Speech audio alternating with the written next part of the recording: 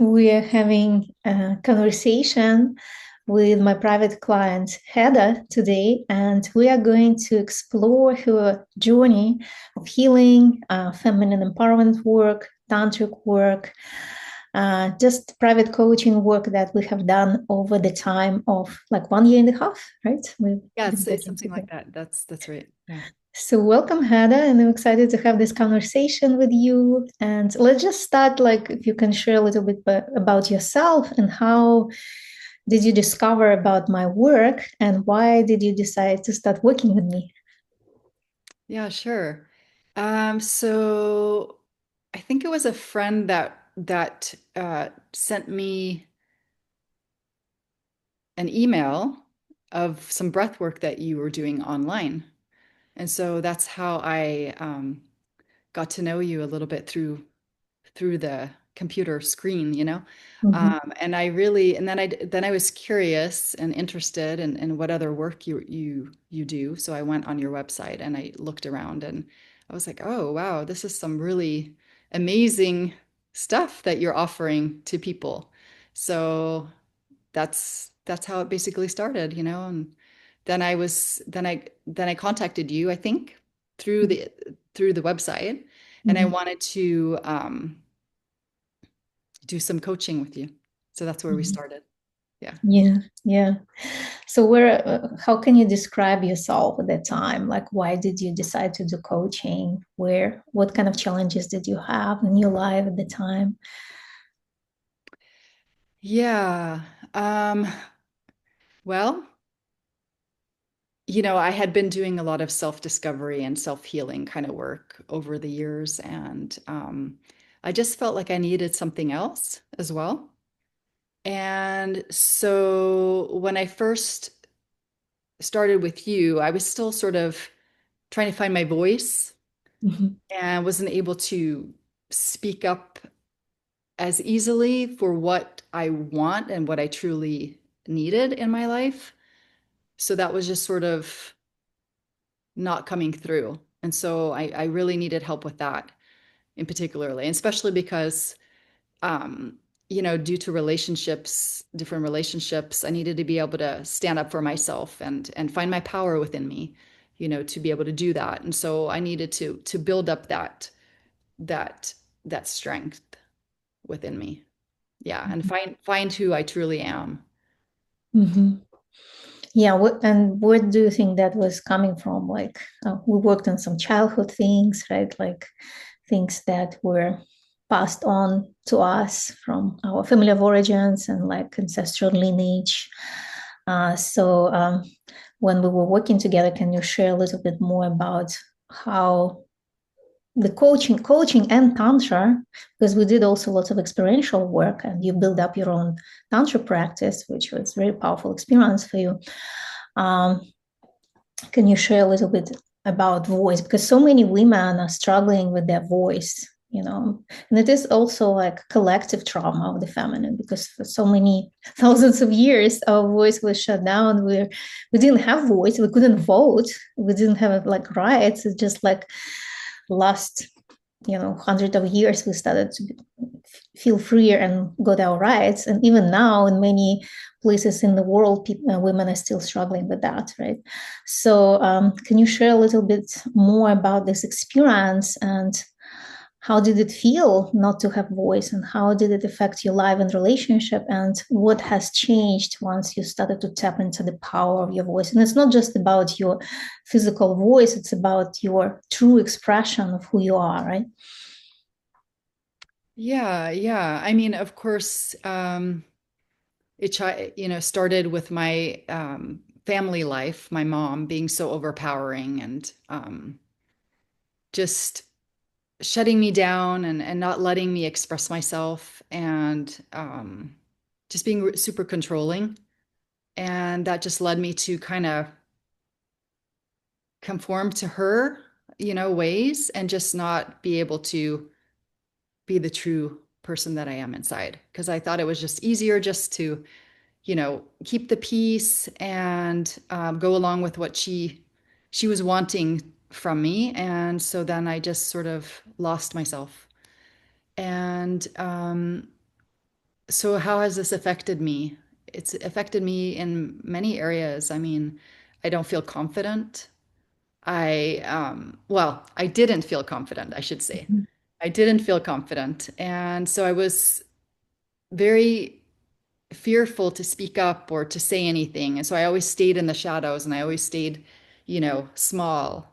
And and then just doing that in even though I didn't really do that in my relationship um, uh, so much in certain relationships, but in other ones, a lot of them I did. Like I just played it safe. I was quiet, especially like in group settings and classes and stuff like that. I couldn't speak. Like my voice would just freeze or my brain would freeze. And so then I couldn't speak, so it was not very good feeling. But as I was working with this with you, Lana, and other people, I've been able to, contact my voice more because, well, through the the breath work and all the sounding that we make and the sensual body movements that we do to just kind of open up everything within me, and that has helped tremendously. Just doing the breath work has been amazing. And Mhm. just over the time of doing it, each time I do it, I felt like I was getting freer and freer. My body was moving more and more, and my voice was sounding louder and louder. And it was just amazing. Yeah. What else did you want me to?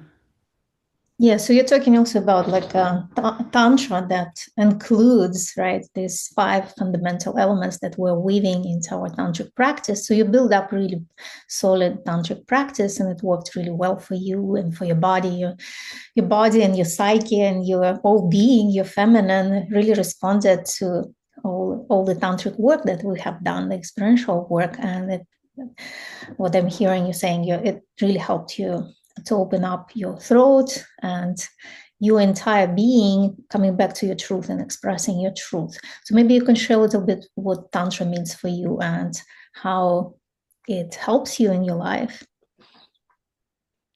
Yeah, Tantra to me is all about getting connected to all your senses, you know, the sensual part of touch and the sensual part of smelling something and the sensual part of tasting something and um, hearing something, all the senses. And yeah, also I'd say utilizing the voice, the breath, um, bringing out or connecting that breath and sounding kind of is a way to connect to your sexual energy and express that. Yeah, I'm not 100% sure if that was right, but I feel like every time I say it differently. So, yeah, it's interesting. Yeah, it's basically activating life force energy within us, and Yeah. we find our power, and we learn how to utilize our power in our life and our relationships, and show up 100%, being 100% present and connected to what is going on, what is real around us, right, including our relationships. So I do find you very tantric, and even, if you don't have, tantra is a very misunderstood modality. And many times people think it's all about sex, but it's so much more about energy, and so much more embodiment, like spirituality through embodiment.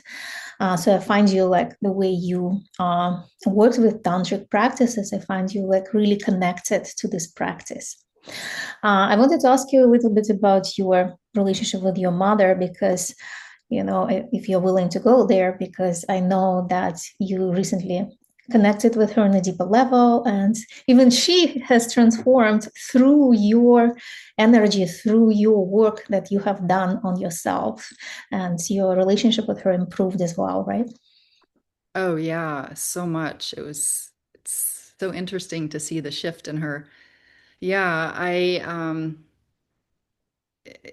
I remember when she, I'm in my 50s, and so when my mom used to always shake her finger in front of my face when she wanted to uh, tell me something wasn't, that I didn't do something right, or, and so she did this to me like, I don't know, it was like 2 years ago, 2.5 years ago, 3 years ago. I don't remember exactly, but, and I just sort of looked at her and I was like, part of me, pulled back a little bit as in my child self, getting a little fear in me. But at the same time, it was like, I just looked at her and I said, and I started shaking my finger, and my mom too. I said, "Don't you ever shake your finger at me and say those things ever again." Like, And I stood up for me, and she like raised her voice, and I raised my voice, and I just matched her.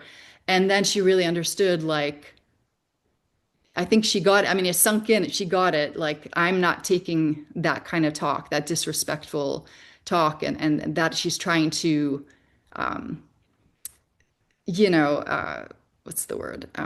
She's trying to overrule me or overpower me in some way, control me. Um, so yeah, it was interesting because ever since then, she hasn't lifted her finger once. So that changed. And then also, I was getting very upset with her because as we went outside into like the bank or into the grocery store, my mom would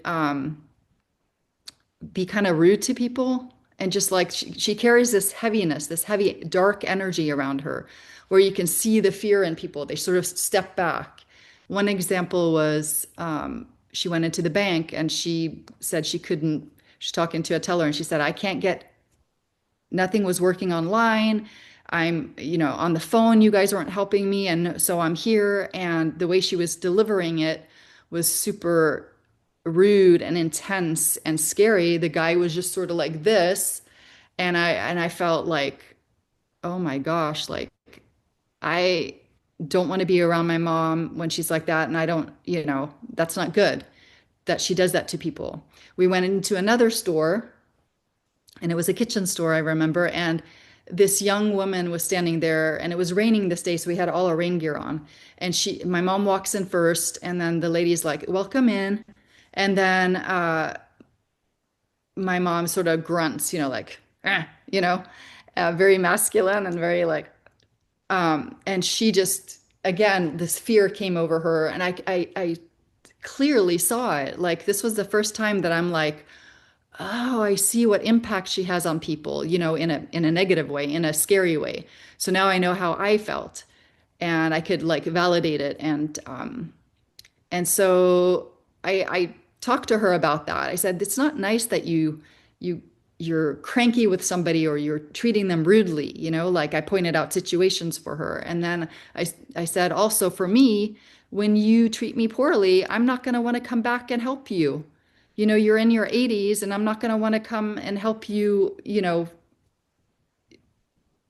with moving or whatever it is. Like you're pushing me away. Like that's not good. And your sister said also, like that's, that she doesn't want to go over there because she's negative and it's this bad energy. And so once I had all that conversation and I left to come back to the US, um, she must have thought about it really deeply. And then the next time I went, she was completely changed. I mean, she had been willing to see what was going on and to be willing to change and make that step. So that was really powerful. Now we can talk and have actually a pretty good time together. I mean, there's moments, but for the most part, she's enjoyable to be around. She's happy and she's the space seems lighter and she seems lighter and everything seems great. Yeah. That's incredible. Even in that age, like in your 80s, right?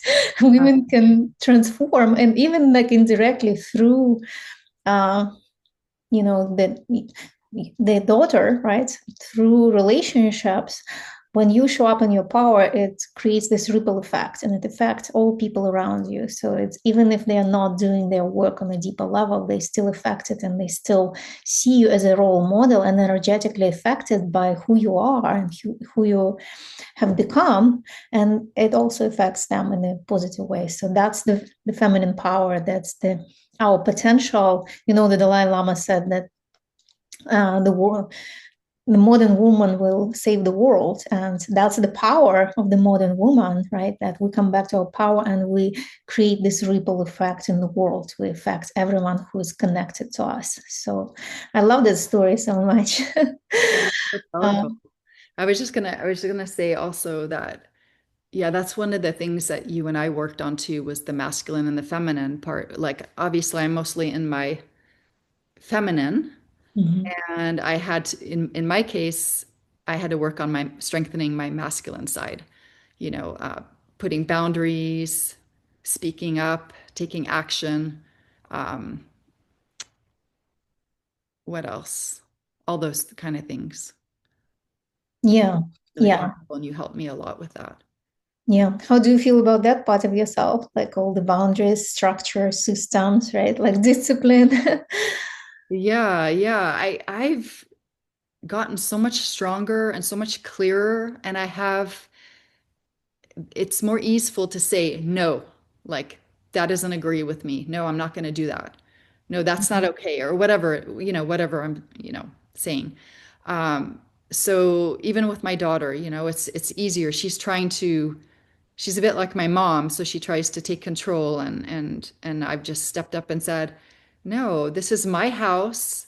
I'm your mother. That's not okay. And if you're not okay with that, then we're going to have to talk about some change." Yeah, yeah. Also, the relationship with your daughter, affecting future generation, right? They say when we do our inner work, we affect the past generations and the future generations. So that's how Yeah. it usually works. Like even one person doing this deep work, it's so powerful already. It affects people around us and people close to us, right? Yeah.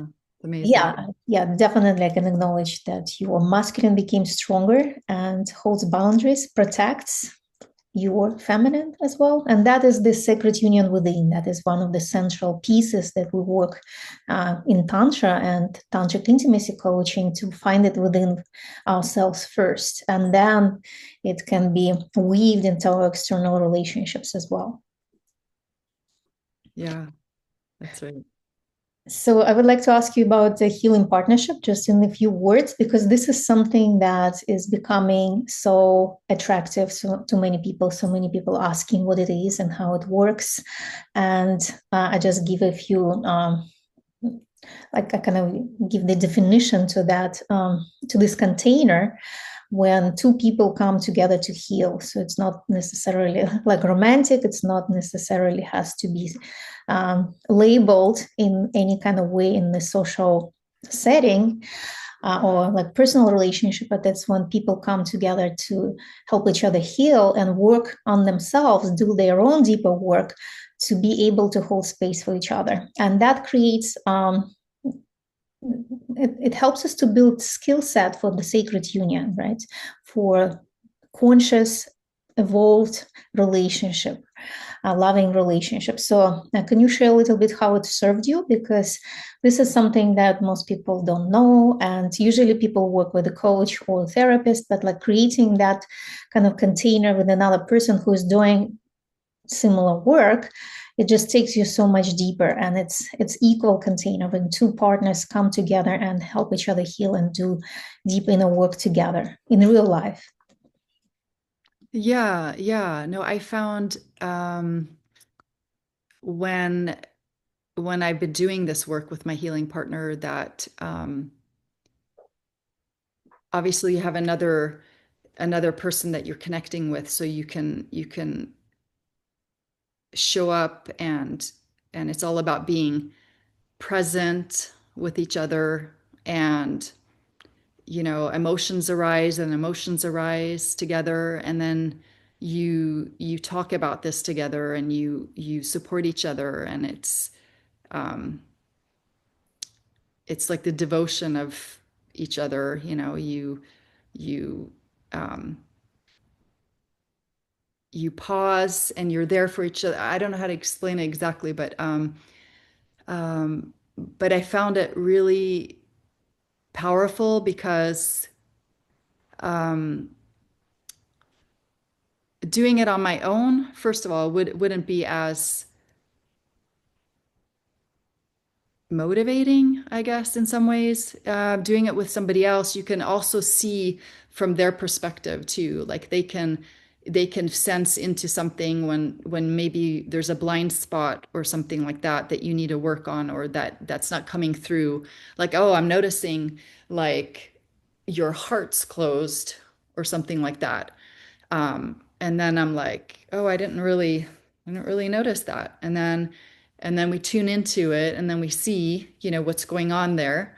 And then a lot of times, the emotions will come out, like, sadness or some crying, because something showed up from our past lives that needed to express itself, come out and express itself. And then it's healing in that way, and it's healing like touching, sensual touch, um, by massage or however, you do it in just holding each other. Um, um, and what we would do often is we would also have tea together. So that was a very sort of connecting through the senses of tea, where you taste the tea and you you feel into the effects of the tea on your body, and doing it together, we can share this together and um, really take it deeper, and I think that's part of the healing journey that we chose to do. And then also yeah, it's about I guess it's about finding places, or not finding, discovering places within you that it needs healing. And so you support each other, and you're fully present with each other, and you help one another heal with gentleness, with softness, with sensuality, with um, talking it through, um, emotions. Um, Yeah, I don't know if I'm answering everything correctly, or or the way you're You're yeah, doing great. Yes, yes. yeah. It's like all the real experience in life, including like heart connection, emotional healing, right? Mirroring each other's processes and seeing into each other's soul and into each other's tender spots, right? That we all have certain wounding, certain conditioning, certain experiences that hurt us. And just doing Mm. it with another person brings us to this place of healing and being seen and heard and acknowledged, right? And also rewiring our entire system, our nervous system, to receive a different experience and to be supported and loved rather than judged or hurt by another. So it's a very powerful container. And I'm glad that you explored it so deeply and it works so beautifully for you. And that is also part of the healing that is an important uh, component, because sometimes people just like get stuck on their own. Like they can go as deep as they can on their own, but when you have a healing partner, you can go so much deeper, and it can help you literally rewire your nervous system, and you can really discover your true identity, right? Releasing that survival identity because of our trauma and coming back to our power and truth. So thank you so much for sharing that. Yeah, of course. Um, So, Lana, before you continue, I was going to say, yeah, how you summed that all up was beautiful, and I think I realized that I understand all that stuff, and I could have described it that way, but somehow it wasn't coming out that way. out how it came out now, every time is different. But Yeah. Well, it is beautiful and real. That's yeah. what you felt, and you share your personal, vulnerable experience. So thank you so much for that.